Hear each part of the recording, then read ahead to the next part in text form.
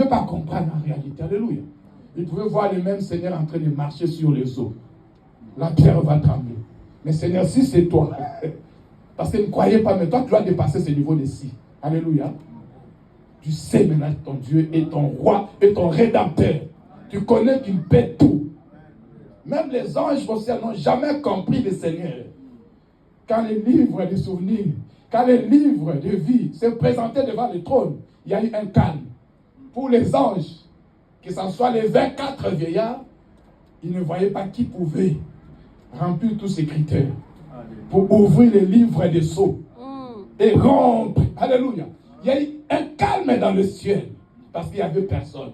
Parce que cette personne-là devait être 100% Dieu et 100% homme. Alléluia. Amen. Il n'y a que le Seigneur qui était 100% Dieu et 100% homme et qui couvre tout.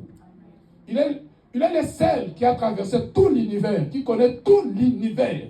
Il connaît même les séjours des morts. Et partout il est passé toujours plus que vainqueur.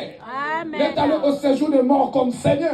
Alléluia. N'étant pas mort, il est parti au séjour des morts, étant vivant. Alléluia. Amen. Étant vivant, parce qu'après la croix, le Seigneur est d'abord monté au ciel. Alléluia. Pour se présenter le sacrifice à Dieu. Il a dit, tu n'as voulu ni sacrifice, ni holocauste. Tu m'as formé un corps. Alléluia. Le Seigneur est monté quand le temple, les rideaux du temple se déchira. Le Seigneur est monté d'abord au ciel pour présenter les sacrifices. Il lui a dit que Dieu était en Jésus-Christ, en train de se réconcilier avec le monde. Et quand il est allé au séjour des morts, il est allé au séjour des morts comme Seigneur. Et il a même prêché l'évangile aux morts.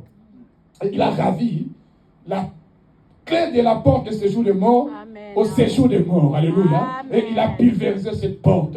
Et